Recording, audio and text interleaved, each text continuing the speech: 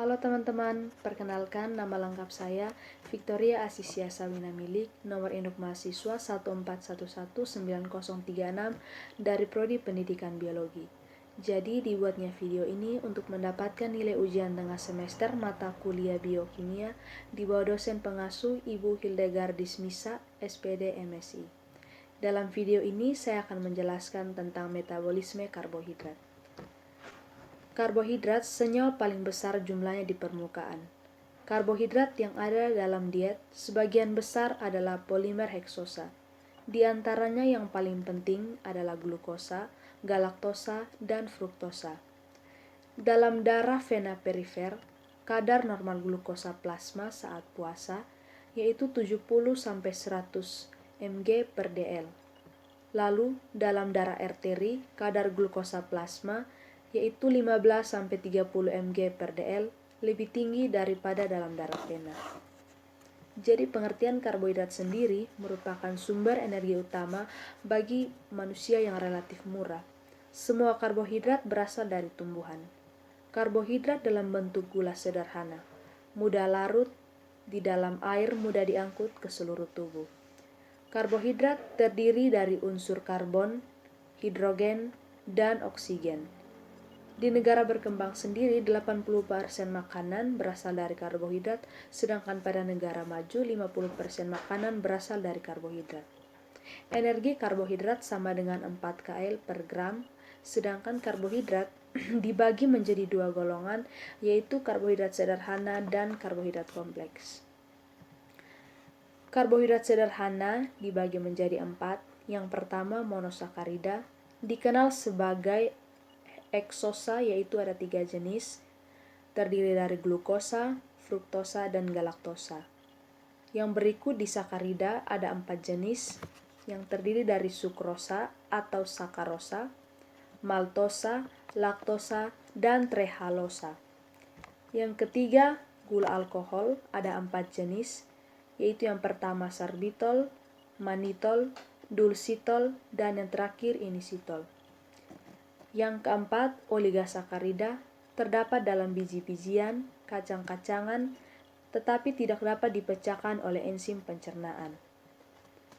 Sedangkan karbohidrat kompleks terdiri dari yang pertama polisakarida, ada 3 jenis, yaitu pati yang merupakan karbohidrat utama, yang kedua dextrin, yaitu dibentuk dari hidrolisis pati yang dipanaskan secara kering atau roti, yang ketiga glikogen, yaitu simpanan karbohidrat dalam tubuh yang terdapat dalam hati dan otot.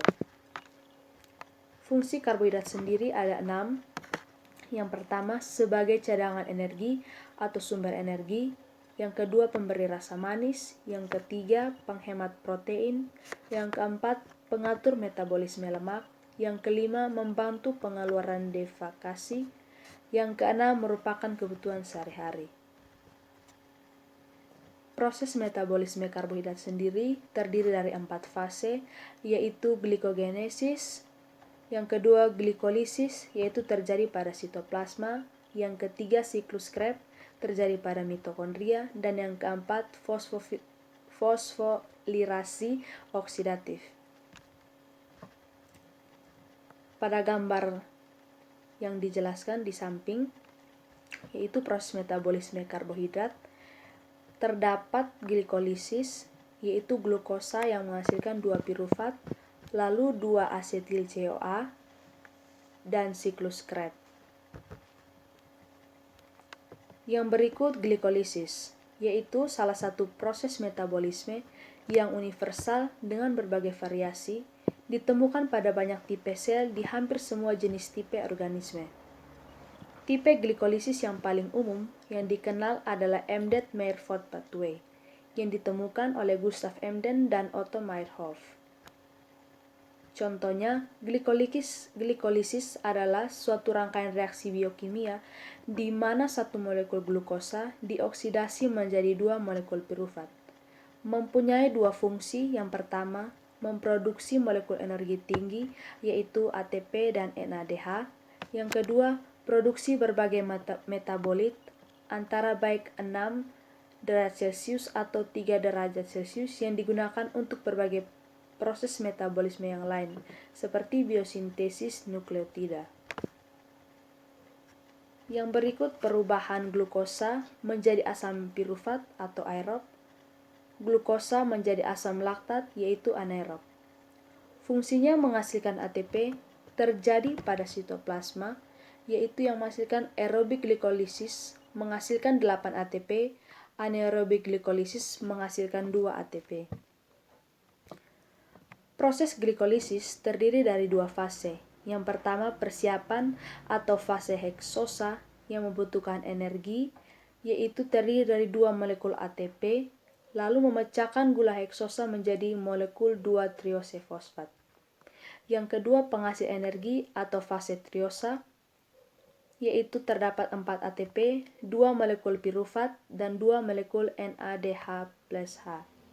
Glukosa di sini diubah menjadi pirufat dalam 10 langkah. Yaitu yang pertama, pada gambar di samping ini, terdapat glukosa, yaitu ATP dan ADP, lalu glukosa 6-fosfat, lalu fruktosa 6-fosfat, lalu fruktosa 1,6-bisfosfat, lalu gliseraldehid 3-fosfat, lalu diposigoserate, lalu fosfosigerate dan fosfosigerate 2, yang berikut fosfofenol pirufat dan terakhir pirufat. Yang berikut nasi pirufat tidak dapat pirufat dapat mengalami proses yang pertama aerobik, yaitu ada oksigen. Pirufat dioksidasi untuk menghasilkan CO2 dan H2O melalui daur Krebs. Yang kedua anaerobik tanpa oksigen, yaitu pada manusia pirufat menghasilkan laktat, ragi pirufat menghasilkan etanol. Proses yang berikut siklus Krebs atau TCA. Nama lainnya siklus Krebs itu ditemukan oleh Hans Krebs. Siklus ini terdapat siklus asam trikarboksilat atau TCA sisel. Fungsi utama dari siklus Krebs ini yaitu lintasan akhir bersama untuk oksidasi karbohidrat, lipid, dan protein. Siklus Krebs ini berfungsi juga mengoksidasi hasil glikolisis MCD-CO2 dan juga menyimpan energi ke bentuk molekul berenergi yang tinggi seperti ATP, NADH, dan FADH2. Untuk kelangsungannya membutuhkan NADH, FADA, ADP, PIR, dan OAA. Lalu menghasilkan senyawa intermedier yang penting seperti asetil-CoA, alfa-KG, dan OOA. Siklus Krebs ini juga merupakan prekursor untuk biosintesis makromolekul dan makromolekul. Enzim siklus asap sistrat terdapat dalam matriks mitokondria, baik dalam bentuk bebas maupun terikat pada membran inti mitokondria sebelah dalam. Pada gambar berikut adalah gambar siklus Krebs, yaitu terdapat pirufat, asetil CO2, lalu sitrat, lalu isositrat, 2-oksoglutarat, susinil CoA, susinate, fumarat, malate, dan oksalte. Yang berikut fosfofirilasi oksidatif, suatu proses di mana ATP dibentuk pada waktu elektron dipindahkan dari NADH atau FADH2 ke O2 oleh suatu deretan senyawa pembawa elektron. Proses pembentukan ATP secara enzimatis dari ADP dan fosfat anorganik dengan menggunakan energi yang dikeluarkan selama proses transfer elektron. Setiap pasang elektron yang melalui rantai respirasi dari NADP menghasilkan O2. NADH ditambah H+ ditambah setengah O2 ditambah 3 Pi tambah 3 ADP menghasilkan NADH+ ditambah 3 ATP ditambah H2O. Pasangan elektron yang dihidrogenasi oleh FAD dehidrogenase menghasilkan 2 ATP.